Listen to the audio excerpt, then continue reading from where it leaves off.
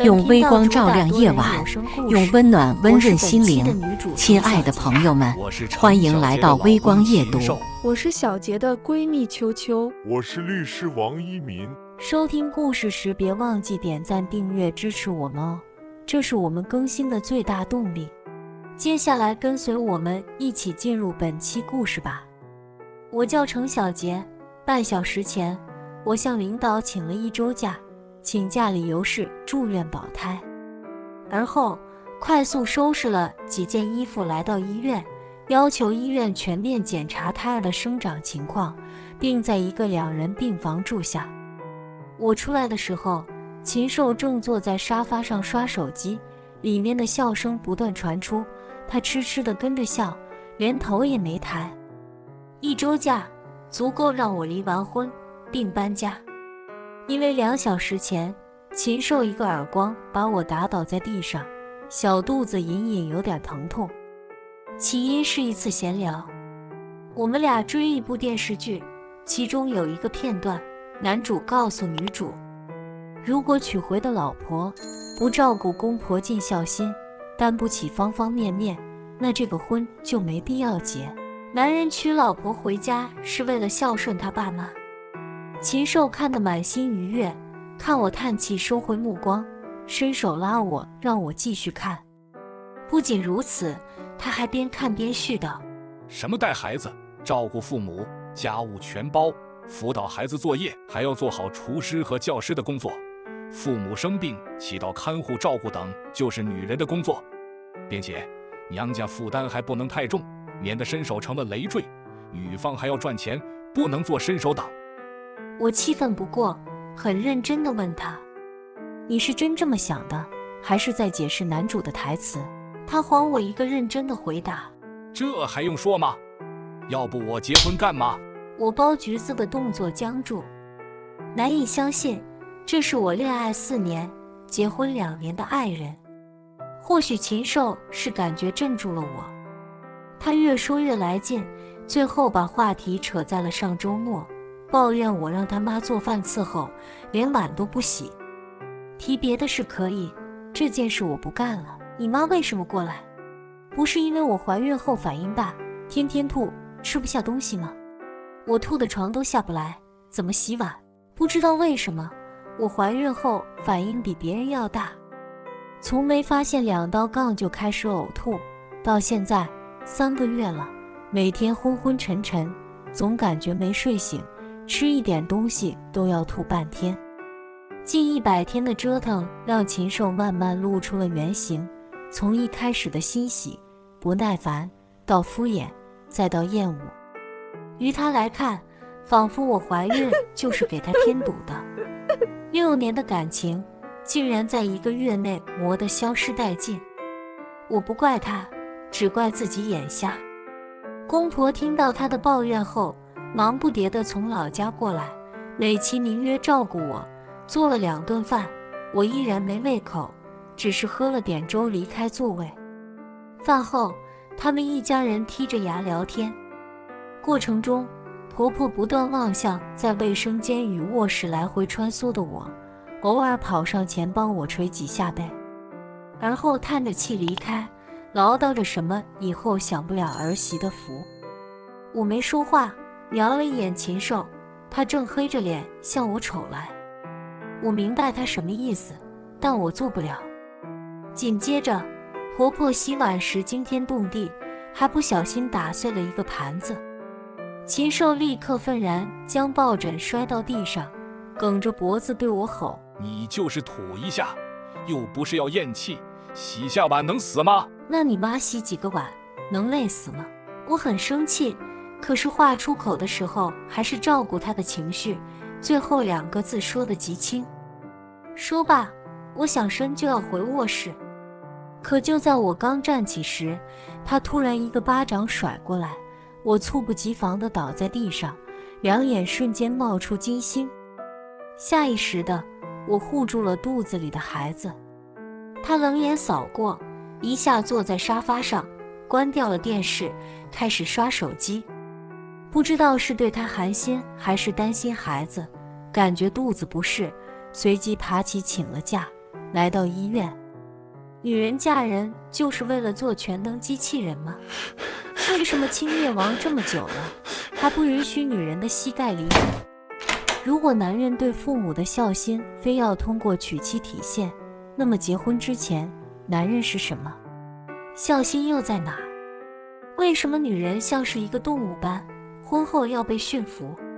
一旦有反驳手段，立即跟上。我不敢苟同，也不打算原谅，因为我信奉那句话：家暴只有0次和无数次。整整一晚，我昏昏沉沉，睡了醒，醒了睡，噩梦不断，梦到禽兽冲到医院，把我从病床上拖到走廊暴打。梦到已逝的父母来看我，他们俩把我抱在怀里，轻声安慰我不要怕，他们会保护我。我还梦到一直照顾我的王奶奶，她念叨着说我许久没去看她了。父母离世后，隔壁王奶奶一直照顾我。现在她已是87岁高龄的老人，眼不聋耳不花。我告诉她怀孕后，她开心得像个小孩子，念叨着要好好活着给我看孩子。可是醒来还是孤零零的自己。我轻叹一声，摸出手机看了看时间，凌晨4点，睡意全无，便与隔壁床同样没睡着的秋秋有一搭没一搭的闲聊。秋秋比我早来1天，也是一个孕妇，即将临盆。她比我小2岁，脸上有伤，眼圈乌青，身上腿上没一块好地方，令我触目惊心，不寒而栗。她身边也一样没家属陪同。我心疼她，因为那明显不是自然摔伤或者磕碰，是被暴打所致。秋秋为什么不报警？我以为她跟我一样，家暴是突如其来的，谁知她的话让我惊愕不已。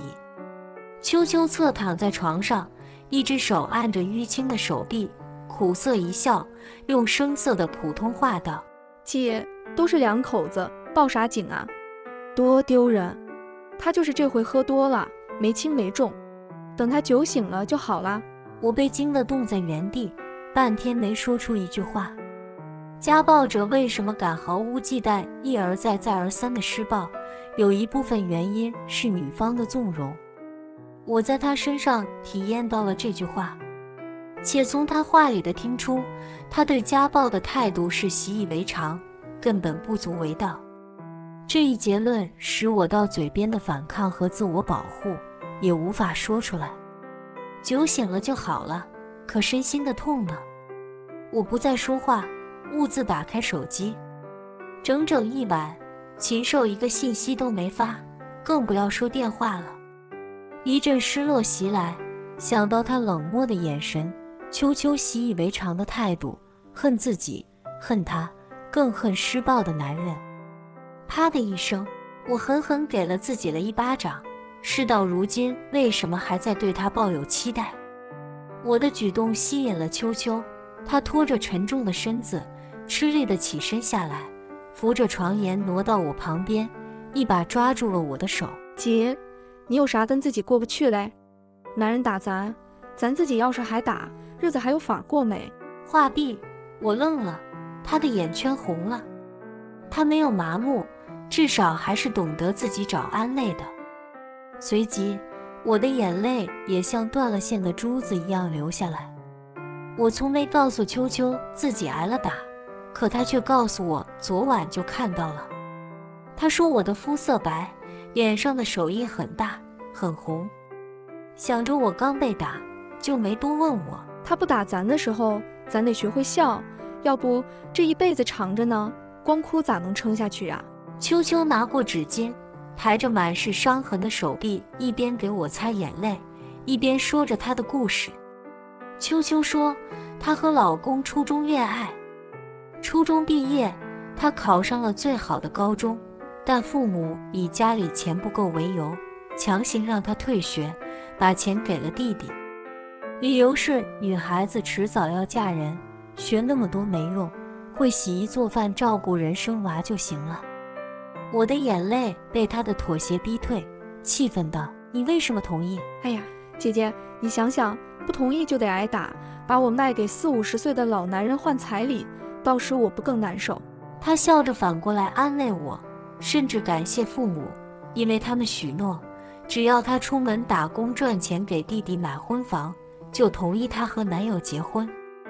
秋秋打了7年工，每月工资寄到家里，给弟弟盖了新房。他结婚时，婆家给了6万彩礼，嫁妆1分也没有，这不公平。我脱口而出，为秋秋鸣不平，也为了自己。我和禽兽结婚时，因为父母在我10几岁时离世，大学毕业后唯一的亲人奶奶离开，他们家提议不给彩礼，表明那是形式不重要。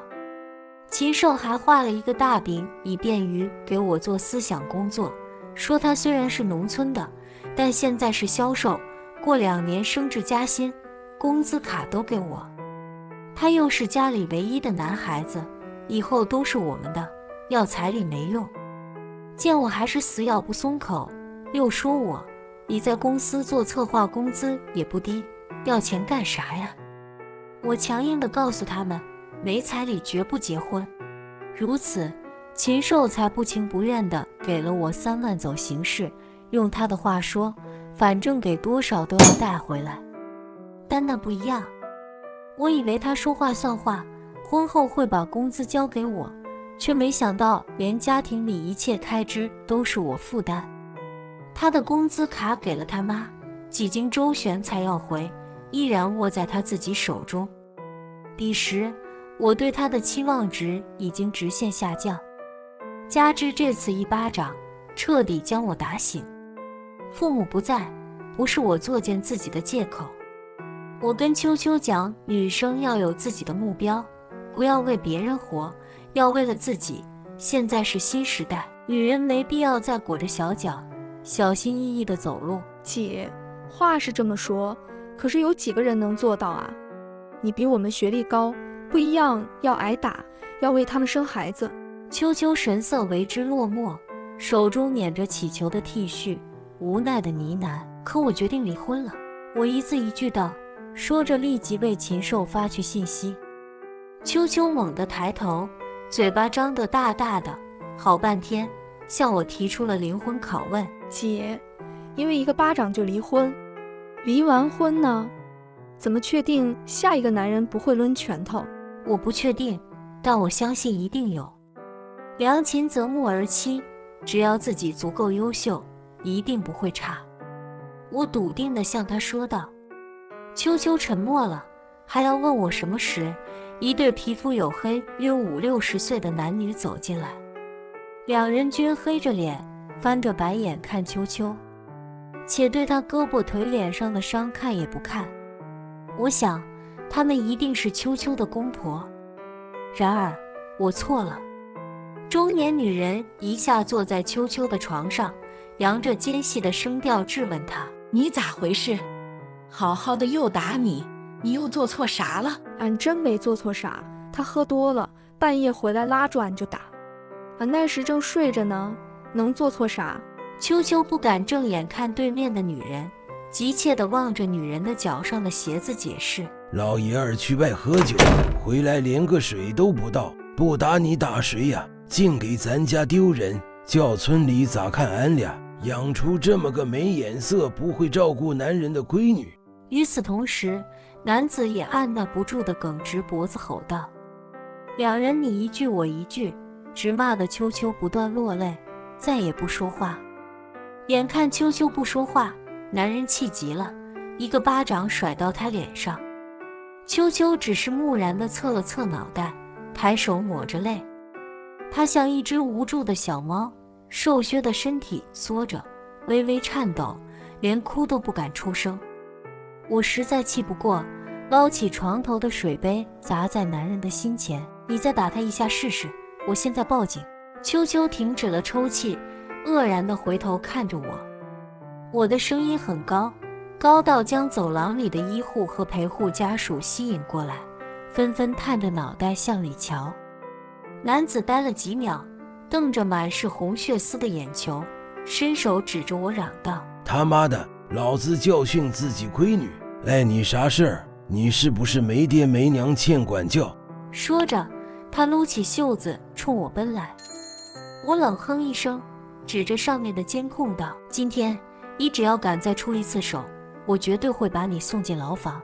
而后又指着秋秋的肚子说：她肚子里的胎儿没事还好，一旦有事，你女婿，你们一家每个人都逃不过法律制裁，家暴严重可判10年以上，你自己考虑清楚。男子的脚步停下了，惊讶地回头向上看了看，握着的拳头松开了。中年女子也怕了，忙把他拉过去。男子在我这里吃了瘪，两人又对着秋秋骂骂咧咧。约半小时后，两人骂累了，咕咚咕咚喝了2杯水，问他的身体情况，什么时候生等等。秋秋坦言他不知道，摸着肚子呜咽着说里面闷着疼。咦，你别那么试了，说风都是雨，你别跟他学，他是城里人，要啥没有？你有啥？他打你那几下能把孩子打死？咱村那么多女人挨打，不都是好好的？生完给我打个电话，你弟那儿事儿多，顾不上你。女子一边絮叨着，一边揪着男人离开。出门前还转身狠狠地瞪了我一眼。我抽出2张纸递给秋秋，询问她肚子里孩子的情况。秋秋没接我的话茬，顶着红肿的眼睛问我：姐，你刚才咋不怕他？我要是像你那样，就不会从小就挨打了。因为我爸妈不在了，我要自己保护好自己。我按着针眼对秋秋郑重地说道。一句话让护士手中的动作停住，也像是打开了秋秋眼泪的阀门，抽噎道：姐，我有爹妈，可还不如没有啊，他们都不在乎我，我还怕什么？许久，秋秋的情绪终于平静下来。秋秋说她学会了保护自己不丢人，她还向我保证，等孩子生下来绝不打他骂他，还要保护他。她说也要学我那样，下次老公再打她时报警。父母虽然不能依靠，还有警官，还有像我一样的好心人。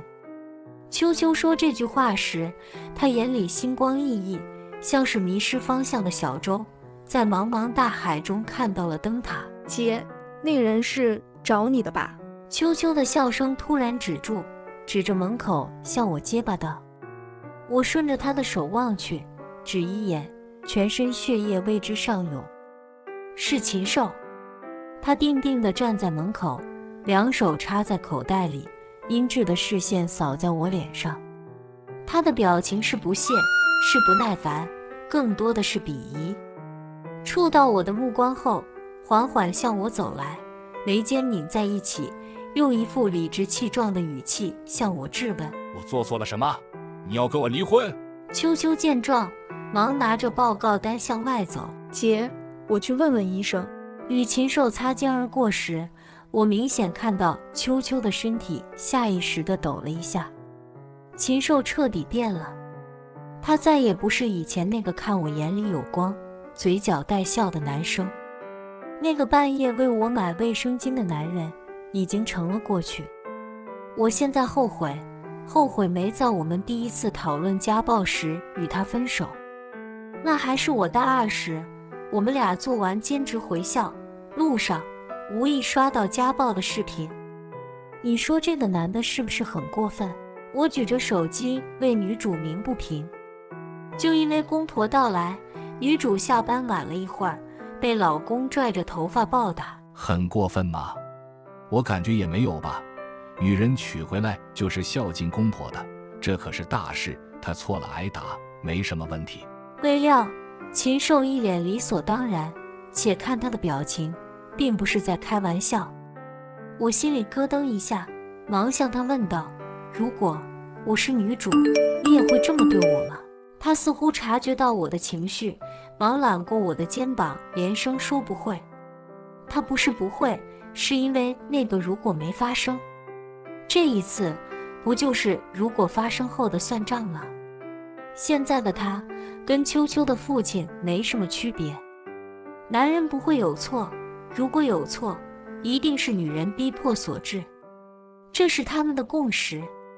他坐在我的床头，一番指责后，抽抽鼻子，若无其事地弹着裤子上的灰尘，而后又把手插进口袋，斜瞄我一眼，耻笑道：程小姐，你可要想好了呀，你挺着肚子离婚的下场有多惨，看谁要你。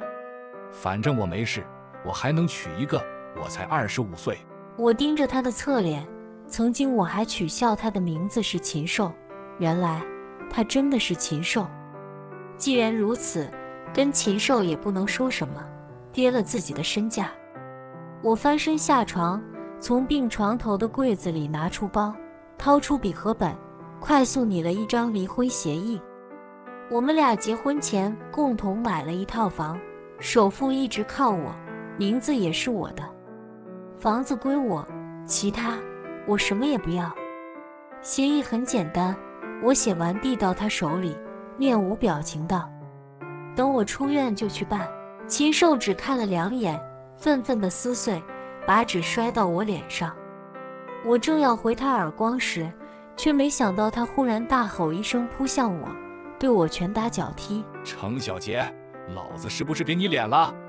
打了1巴掌就要离婚，那我要打死你，是不是要变成鬼魂索老子的命？老子就是对你太好了，一个巴掌都吃不消，今天我非要打到你改口。拳头雨点般的落在我头上、脸上、胳膊、身前还有肚子上。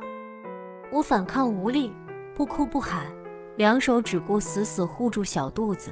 可是我能感受到已经晚了。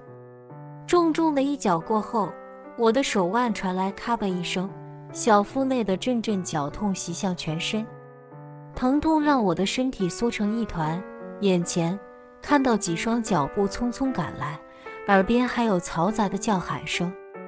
紧接着我没有了任何知觉，只记得失去意识前，我脑海里只有一个念头，让禽兽蹲大狱，不计一切代价让他进去。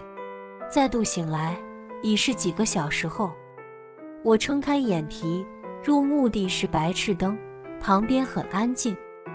我尝试着抬手，已经被夹板固定住，头上缠了厚厚的纱布。慢慢转头时，脑袋一阵阵闷痛，让我眼前冒出无数金星。正要抬起右手臂，被一双手按住。姐，先别动，你正输着液呢。是秋秋。秋秋的眼睛红红的，挺着肚子吃力地站在我床边。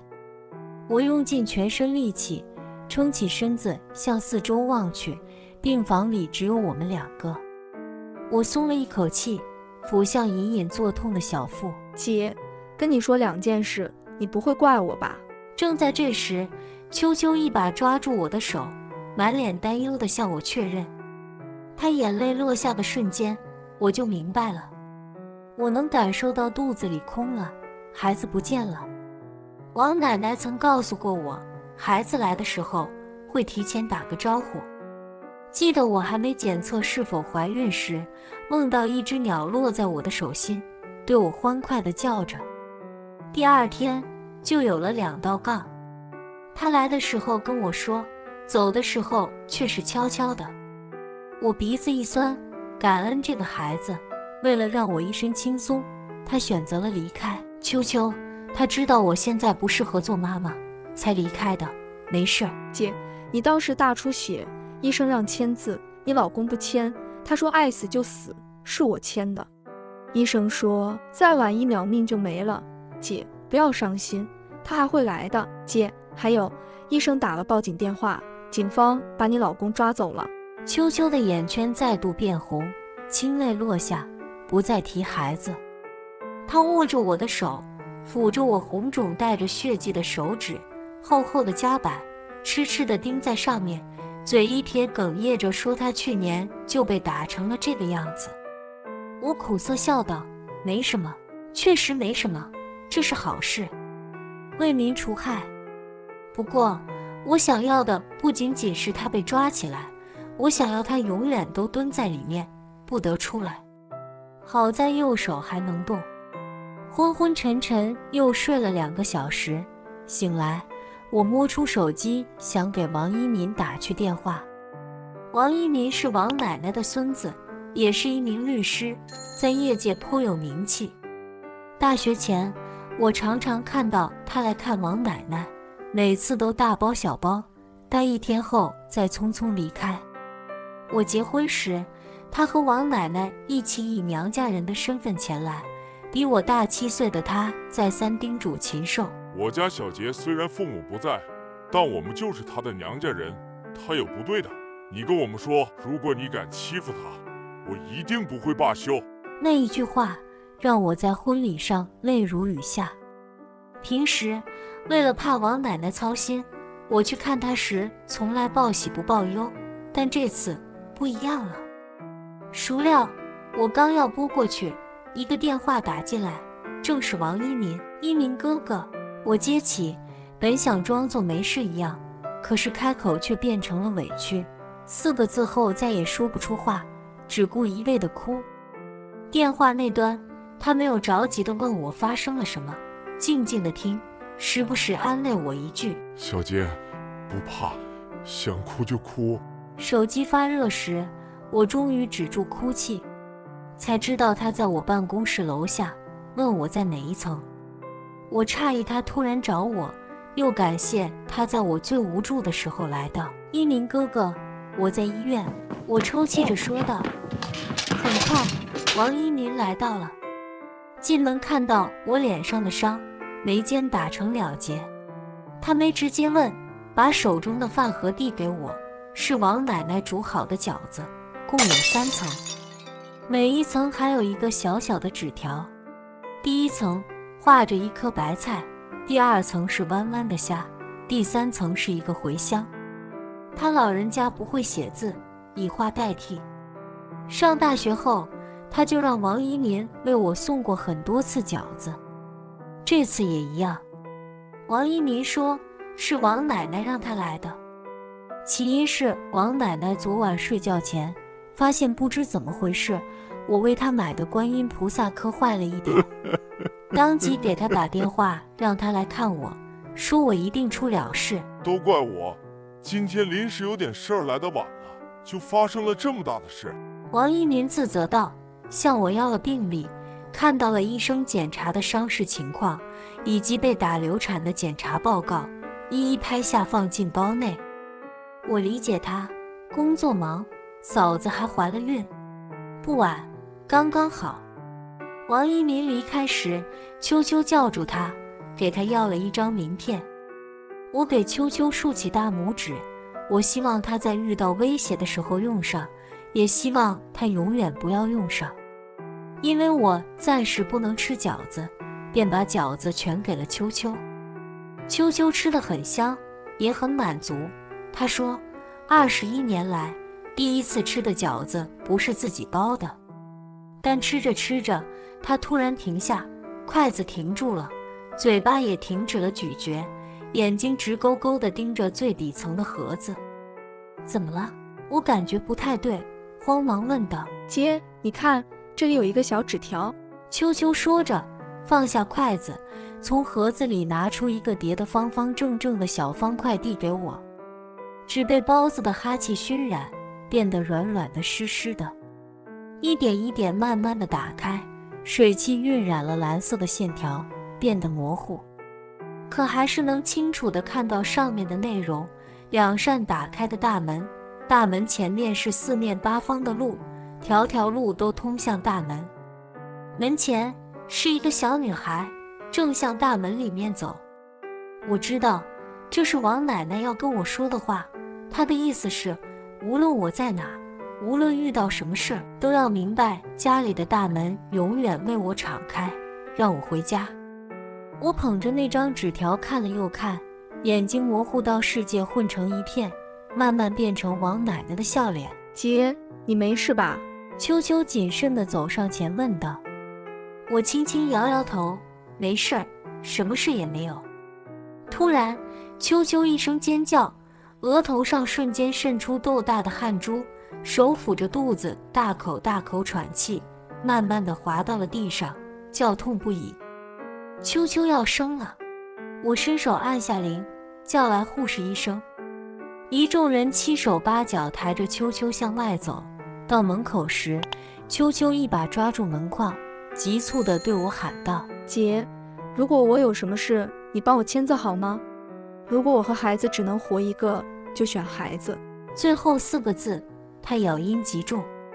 秋秋跟我说过，她公婆去年离世，有一个小姑子也因老公酒醉找事，得罪了小姑子，两家老死不相往来。且他们村里还有一个说法，女人生孩子，男人不能在现场，不能见血，不然不吉利。本来是父母陪同的，可经过父母在医院大闹后，她决定要自己生。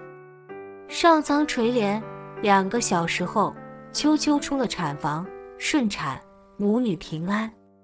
只是因为产程太久，婴儿缺氧，呛了羊水等一系列新生儿问题，需要治疗。我的女儿可千万别有事啊！她虚弱地躺在床上，脸色苍白，两眼直直地盯着窗外，一遍又一遍地念叨。秋秋说她老公回了信息，不过来了，理由是一个女儿，不值得她在大热天的跑那么远。简单的一句话令我为她心寒，为躺在那里的她感到不值。我为她请了一个护工，只希望能让她减少身体上的不适，得到些许安慰。除了这些，我不知道还能为她做什么，只有轻轻地安慰她，不会有事的，怎么可能？我暗暗为她祈祷祝福，祝福她女儿，也祝福自己的官司一切顺利。但事情似乎并没有朝着我们期望的方向发展。我在病床上躺了2天，由护工扶着去走廊活动。路过卫生间，听到里面2个护士议论：那个女婴很危险，怎么了？马上要5天了，各项指标还没上来，主任都急得开了好几次紧急会议。啊？产妇的家属来了吗？没有爱。这几天新生儿最严重的只有秋秋的女儿。隔着厚厚的玻璃，我看到了那个小可爱，全身紫色，身上插满了管子，小小的细细的腿不时地蹬一下。忽然，小可爱的腿急促地蹬了几下，医护人员不约而同地冲进去，一阵叫嚷声传进耳内。我忽然明白了什么，正在那里许久，直到情绪平复，眼泪不再流下，才抬着沉重的步伐走进病房。秋秋还不知道，她甚至还没看到自己的女儿。几天来的相处，让我们俨然成了姐妹一般，我不敢告诉她。都说母女连心，秋秋最近每天时不时掉眼泪，拳头握得紧紧的，想要下床，可是伤口撕裂太大，每次都让护工阻止。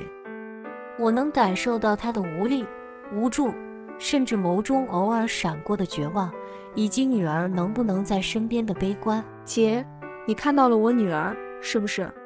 她现在怎么样？又一次，我回到病房后，她迫不及待地向我问道。我不敢正视她，含糊其辞的一口否决。姐姐，求你告诉我吧，我要看看她。我刚刚睡着时梦到了她跟我说再见，她小小的瘦瘦的，说完就走了。姐。秋秋一跃从床上翻下来，跌倒在地，抱着我的腿哭求。几天来，她的眼泪就没干过，我还是不忍心。秋秋像是意识到了什么，突然悲怆地高呼一声，冲出门外。我急步跟在后面，准备拉她时，却被公婆堵在了门口。公婆脸色铁青，阴冷地盯着我，步步逼近。我一动不动，冷笑着迎她的目光。婆婆在距离我几公分处停下，咬肌忽地凸起，眼睛微眯，恶狠狠道：程小杰，你马上把我儿子放出来，他做错什么了？他不过是教训自己的媳妇，有错吗？她的口气酸臭，不断地喷向我的脸上，令我感到一阵阵作呕。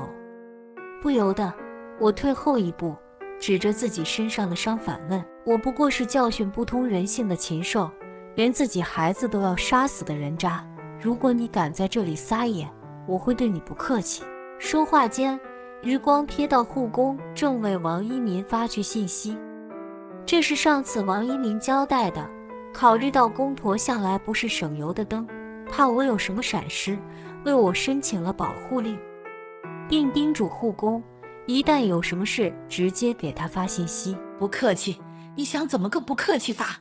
这时公公从婆婆身后闪出，冲到我面前，他的手在口袋里鼓鼓囊囊的，有一个尖锐的东西隔着口袋现出轮廓，凶猛的眼神在我脸上扫来扫去，一丝寒意自背后升起，头皮随即发麻，对危险的感知异常敏感。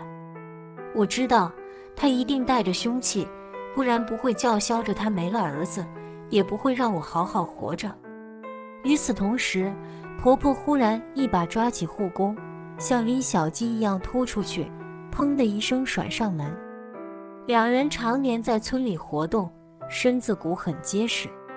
且不说我现在一只手臂动不了，就算身体没什么事，也打不过婆婆，何况他们夫妻俩。眼看病房里再没别人，两人一左一右向我夹击，勒令我给王一民打电话。你放不放人？你跟那个姓王的是不是有一腿？为什么他要想办法置我儿子于死地？快点说！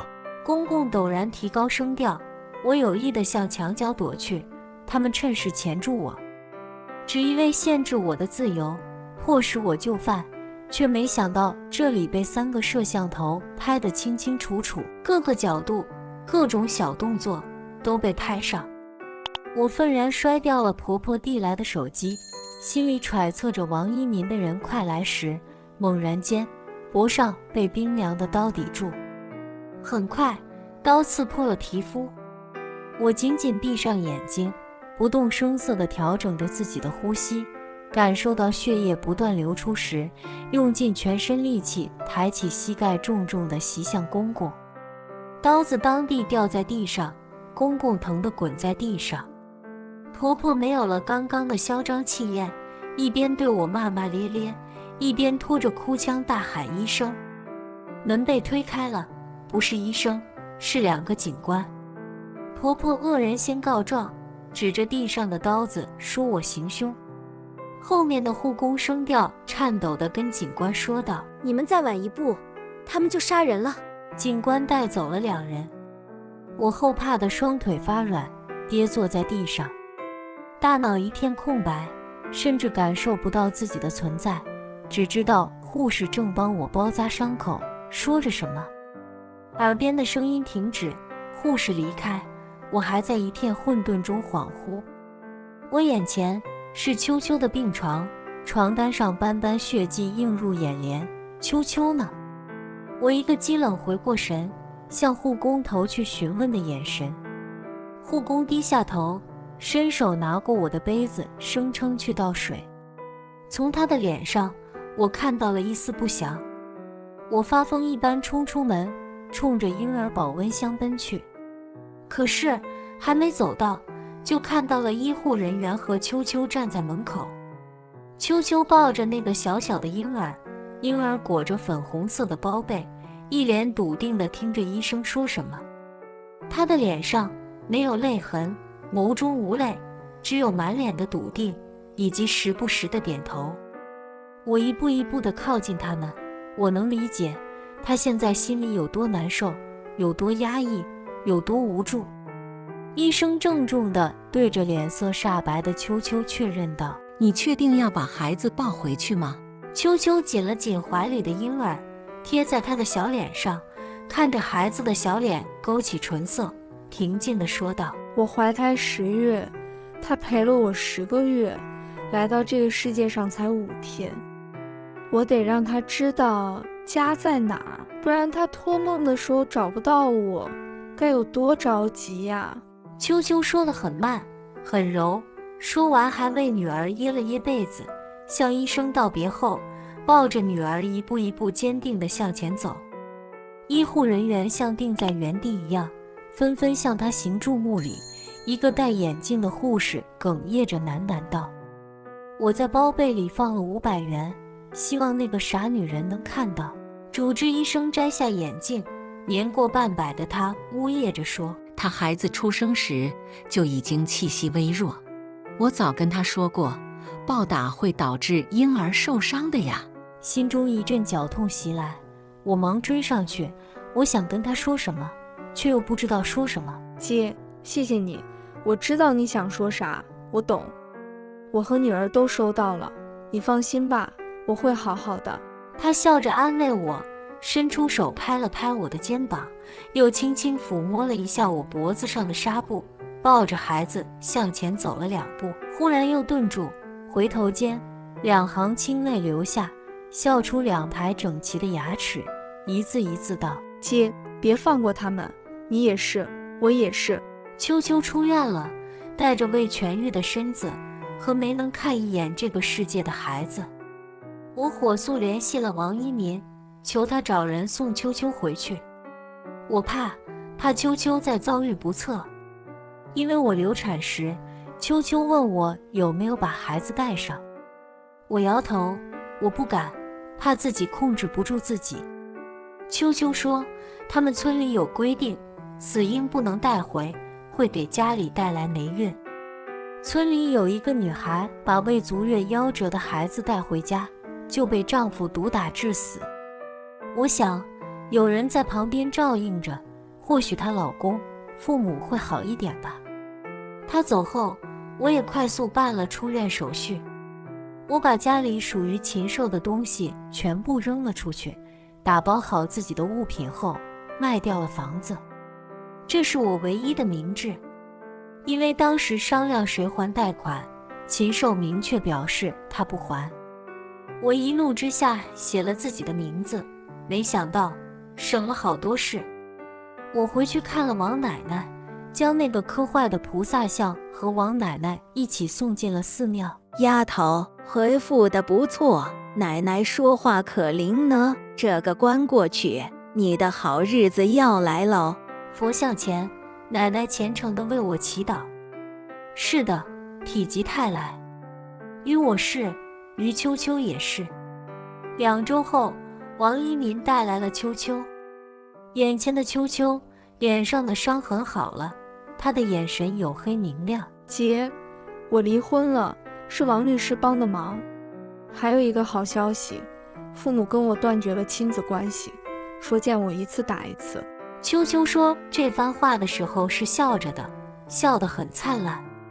王一鸣告诉我，秋秋抱着女儿回家时，她老公拿着刀守在门口。秋秋要进去，他持刀乱挥，叫嚣着要砍死她，说她把霉运带回家。庆幸的是，有人及时报警，避免了悲剧。秋秋安葬了女儿后，便向老公提出了离婚，并把身上的伤，还有医生开具的婴儿死亡原因一一拿出。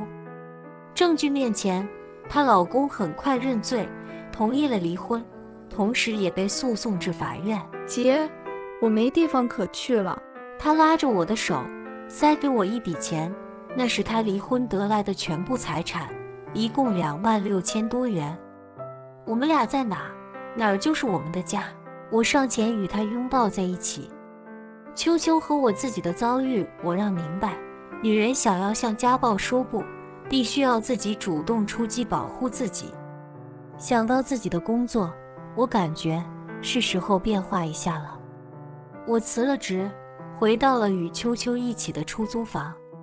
秋秋说，她对我说的女生要活出自己很感兴趣，她要好好活一生，有意义的那种，但她不知道怎么做。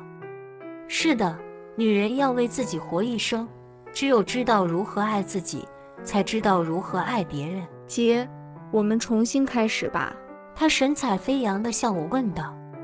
我没说话，冲她神秘一笑，而后快速在各自手心写了一个字，同时展开。她的手心是家，我的手心是抱。两人的拳头紧紧攥起，靠在一起，指向前方。我们用手头仅有的钱申请成立了反家暴公益组织，很快有许多爱心人士加入进来。我的左手臂彻底痊愈时，法院开庭，禽兽因家暴妻子导致妻子流产，被判12年。他的父母因蓄意杀人，均被判为10年、7年。不久后，秋秋的老公也被判为11年。反家暴公益组织拿到第一笔投资后，我们迅速与女联合作，深入走进偏远山区、村内、城市的广场、小区等等，拯救了无数被家暴荼毒的女性。4年后，王一民的爱人因难产离世满3周年，我们牵手走进了婚姻殿堂。新婚第7天，王奶奶离世，闭眼前，她拉着我们俩的手，断断续续地道：“我等的就是这一天，奶奶要走了，小杰回家了，有了归宿，我放心了。”奶奶走了，我再也收不到带有白菜图案、茴香画的饺子了。奶奶，以后我做好送给您。我在墓碑前喃喃道，不知道奶奶能不能听到。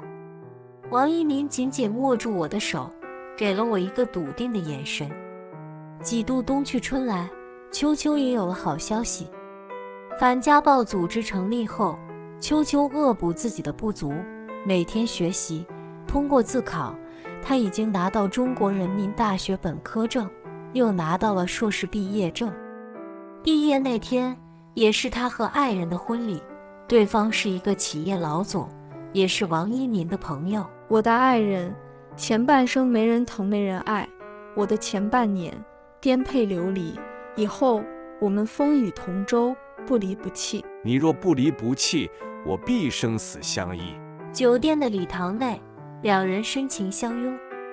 婚礼仪式举行完毕，秋秋把我王一民拉上了台，他拿过话筒，对前来的宾客感慨落泪。我要向大家坦白一件事，我最大的幸运不是此刻，而是5年前。当时我在病房带着一身伤，遇到了小杰姐姐。如果不是她告诉我女人要对家暴说不，我就不会有今天。是她以身作则，不断引领我成长，让我懂得了作为女孩应该怎么活，该怎么保护自己，怎么保护亲人。而最让我开心的是，我与小杰姐姐在历经风雨后一路并肩作战，最终迎来了彩虹。感谢大家的观看，如果你喜欢这类故事，还请点击订阅微光夜读，并分享给更多的人，这会对我帮助很大。也欢迎大家在下方评论区说出自己的观点，或者投稿自己的故事，我来讲述分享给大家。再次感谢大家的观看。